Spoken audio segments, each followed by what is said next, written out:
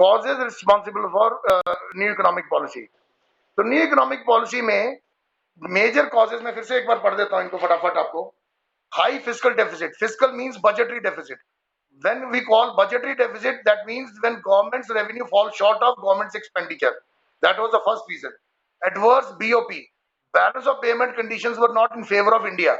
That means we were paying more dollar and we were receiving less dollars. Fall in foreign exchange reserves, foreign exchange के reserves fell off drastically. Means हमारे reserves खत्म हो गए थे foreign exchange के। और in fact असलियत ये है कि we were left with only 1 week worth of import bill. हम एक हफ्ते तक का ऑयल इंपोर्ट कर सकते थे, इतना ही अमाउंट हमारे पास रह गया था। That is another inflation, price rise. That was another reason that we required new economic policy. Then poor performance of public sector. Public sector was performing real poor in 40 years. ये another कारण है।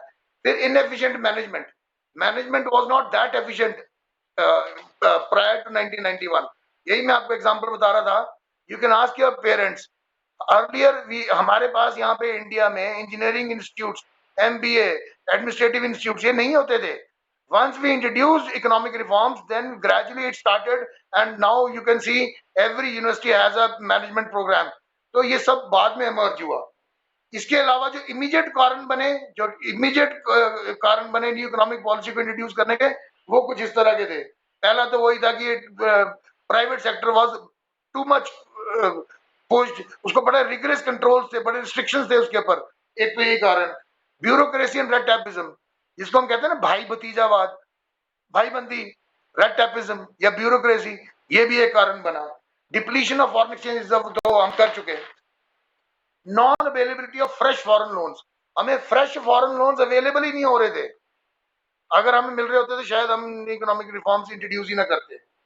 फिर integration of USSR, withdrawal by NRIs, non resident Indians. देखो banking business कैसे चलता है बेटा, हम आपको इस बार मैक्रो में पढ़ाएंगे भी।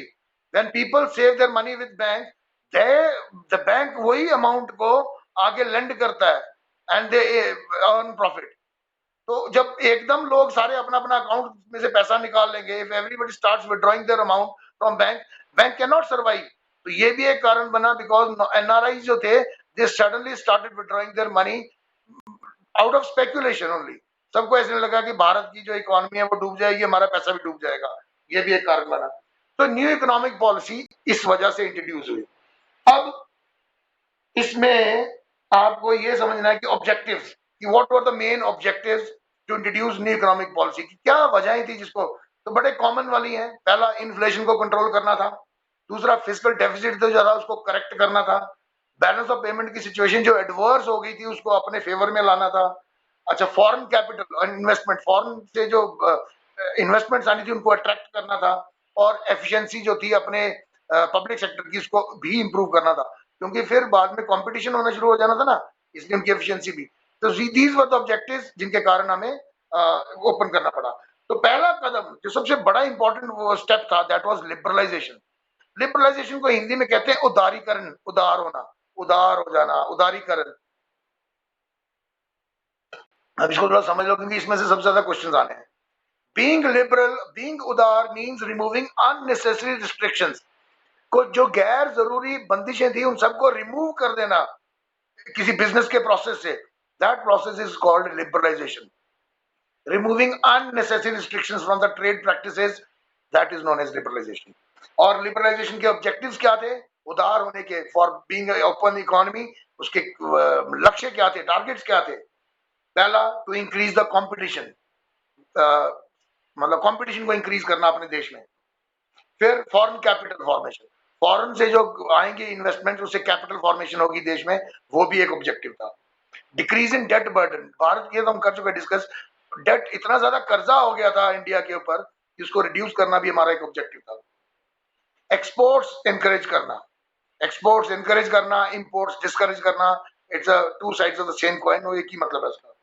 क्योंकि एक तरफ हमें डॉलर ज्यादा आएंगे और इंपोर्ट का सब्स्टिट्यूशन हम ढूंढ लेंगे तो हमें डॉलर्स कम पे करने पड़ेंगे। एंड डाइवर्सिफिकेशन लाना इकोनॉमी में, विविधता लाना, अलग अलग तरह की चीजें अगर प्रोड्यूस होंगी इकोनॉमी में तो economy can absorb few shocks. अगर उसको कोई झटका लगता है तो वो उसको एब्जॉर्ब कर सकती है। तो ये कुछ ऑब्जेक्टिव है लिबरलाइजेशन के। लेकिन आप इसको समझो थोड़ा सा, सिर्फ अगर प्राइम मिनिस्टर मुंह से कह देता है कि we have liberalised our economy, थोड़ी ना लिबरलाइज हो जाएगी। टू ओपन इकोनॉमी और टू लिबरल इकोनॉमी करने के लिए हमको अपने आप को कंपैटिबल भी बनाना था ना। Compatible, what I mean by compatible is, हमें अब banking, our banking system should be compatible to the rest of the countries banking system. फिर वर्क काम इंडस्ट्रीज के लिए इंश्योरेंस का प्रोग्राम लेके आना, ये सब। तो ये एक पूरा कंप्लीट पैकेज था। तो लिबरलाइजेशन में कई कदम उठाए गए। To liberalize economy, you need to bring a lot more changes. In tax regimes, you need to bring changes. In banking, you need to bring changes. In foreign exchange market, you need to make changes. It should be compatible with the rest of the world. Then only it can work. तभी वो काम कर सकता है. Otherwise, it won't work. So, what were the steps which were taken under liberalization? I'll just read it out और थोड़ा discuss कर लेते हैं. पहला तो deregulation and delicensing.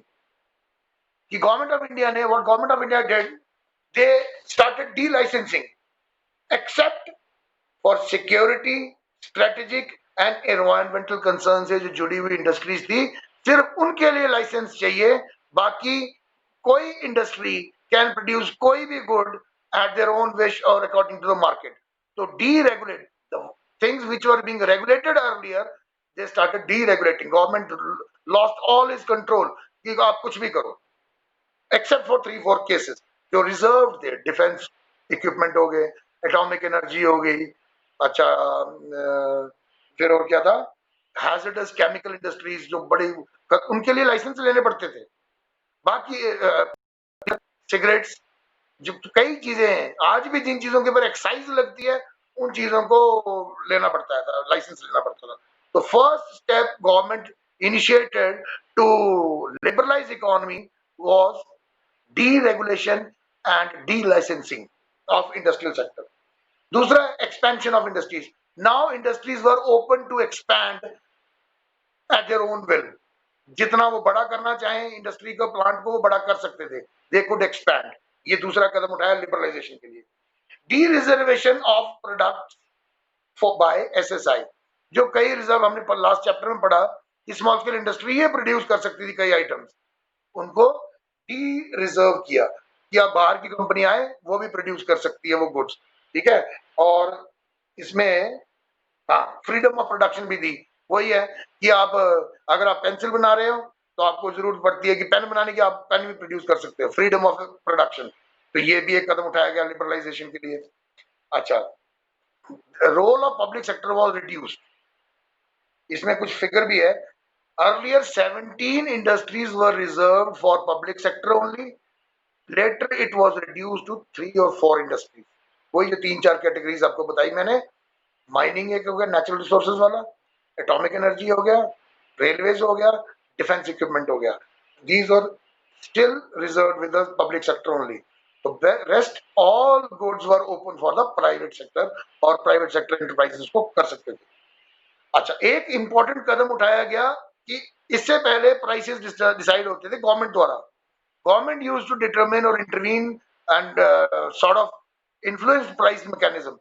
लेकिन लिबरलाइजेशन जब स्टार्ट हुई, देखो बाहर से अगर मान लो यूएसए का कोई बिजनेसमैन है या ब्रिटिश है, उसको इंडिया में आना है, उसको इतना कॉन्फिडेंस तो चाहिए ना कि मैं 15 बिलियन या 10 बिलियन यूएस डॉलर इन्वेस्ट कर रहा हूँ, वो मेरे साथ धोखा तो नहीं कर रहे, कंपैटिबल भी है या नहीं है। तो ये सब चीजें they all come into play. तो इसलिए role of government was reduced कि government will not intervene, you come and invest money and you are free to produce anything, there is a freedom of production, you can expand by your own wish, there is no licensing. तो ये liberalise ही तो कर रहे हैं ना हम economy को। So this is how it liberalised. So price, it was decided that price will be determined with the market forces, that is demand and supply, and not by the government. And import, the freedom was given to import goods and machines from abroad. ये general कदम उठाए गए liberalisation, ये 5-6 कदम। अब इसके अलावा जो compatible चीजें थी, ये लिबरलाइज होने के लिए ये भी तो जरूरी था। वो क्या क्या स्टेप्स थे, वो क्या क्या मेजर्स थे। पहला आ गया financial sector reform. Financial sector में आता है banking sector, finance companies, insurance, finance related companies यही होती हैं। इसी को कहते हैं financial and banking sector, FBS, बड़ा कॉमनली यूज वर्ड है। तो इसमें देखो ना, बैंक्स आ गए, कमर्शियल बैंक्स आ गए, स्टॉक एक्सचेंज आ गई, फॉरेन एक्सचेंज मार्केट्स आ गई, these are the financial institutes. तो फाइनेंशियल सेक्टर में रिफॉर्म ये किया गया कि प्राइवेट सेक्टर बैंक को न्यू इकोनॉमिक पॉलिसी के बाद they were let it was permission was given to the private sector to open their banks. तो प्राइवेट सेक्टर को भी अलाउ कर दिया बैंकिंग सेक्टर में आने के लिए। एक तो ये किया, दूसरा फॉरेन इन्वेस्टमेंट की जो लिमिट थी वो बढ़ा दी गई। अच्छा आप देखो इंडिया में कितनी कंपनीज हैं, Ashoka Leyland, Ashoka Indian name है, लेलैंड डच कंपनी है, हीरो होंडा, हीरो इंडियन है, Honda is Japanese, Mohan Meakins, Mohan is Indian company brand and Meakins is a British company, Lakshman Sylvania, Maruti Suzuki, there are so many of them, क्योंकि ये वो companies हैं जो 91 से पहले आ गई थी या 91 के दौर में आई, तो उसमें कैपिंग थी। 33% वाज द हाईएस्ट लिमिट की भी फॉर एफडीआई इन्वेस्ट कर सकती थी। इट वाज रेज्ड टू 50%, कि आप आधे का मालिक हो सकते हो। बाद में इसको 51% भी कर दिया और अभी मोदी ने 100% एफडीआई कर दिया कि आप आओ, आपके पूरे के आप मालिक आप ही होंगे। तो ये रिफॉर्म्स इंट्रोड्यूस करने पड़ते हैं, then only people come with their money and invest in our country. ऐसे तो क्यों नहीं करता कोई पाकिस्तान में इन्वेस्ट? उसमें भी बहुत रिसोर्सेज हैं, चीप लेबर है, इजी एक्सेसिबिलिटी है। वो इसलिए नहीं करते क्योंकि गवर्नमेंट पॉलिसी कंसिस्टेंट नहीं है। तो आज गवर्नमेंट को ये है 5 साल के बाद दूसरी आ गई तो उसका तो 10-20 बिलियन रुपीस बर्बाद हो जाएंगे। तो ये छोटी छोटी चीजें होती हैं विच कम इनटू प्ले और जो है फॉरेन डायरेक्ट इन्वेस्टमेंट को इन्फ्लुएंस करती हैं। तो फाइनेंशियल सेक्टर रिफॉर्म्स इस तरह से आए इसमें। अच्छा इसमें एक और बड़ी अच्छी चीज की थी, गवर्नमेंट ने liquidity ratio, SLR, statutory liquidity ratio, ये क्या होती है पता है? अगर एक बैंक में 1 करोड़ रुपए की सेविंग्स है, किसी बैंक में, पीएनबी ले लो कोई, तो reserve bank of India guidelines set करता है and reserve bank determines cash reserve ratio, कि भी आपको इतना कैश एज अ रिजर्व रखना ही रखना है। मान लो ये रिजर्व रेशियो है 20%। Now this means if CRR is 20%, then it implies that out of this 1 crore of fund, you have to keep 20 lakhs as a reserve and you can lend, आप उधार दे सकते हो 80 lakhs का, but 20% आपको as a reserve रखना है as per the central bank के नियम के अनुसार। तो फाइनेंशियल रिफॉर्म्स में 1991 में एक कदम ये बड़ा अच्छा उठाया गया and it was really indeed a very good step that SLR और सीआरआर वाज रिड्यूस्ड। अगर इसमें सीआरआर रिड्यूस हो जाए, 20 की जगह अगर 5% हो जाए, तो इसका यही मतलब है ना कि अब बैंक को 5 लाख एज अ रिजर्व रखना है और वो 95 लाख के लोन दे सकता है। पहले 80 लाख के लोन जा रहे थे, अभी 95 लाख के लोन जा रहे हैं। तो मनी सप्लाई बढ़ गई ना मार्केट में। More availability of money means more investment means higher returns और बेटर लाइफ। तो ये ऐसा साइकिल होता है। तो फाइनेंशियल सेक्टर रिफॉर्म में ये कुछ कदम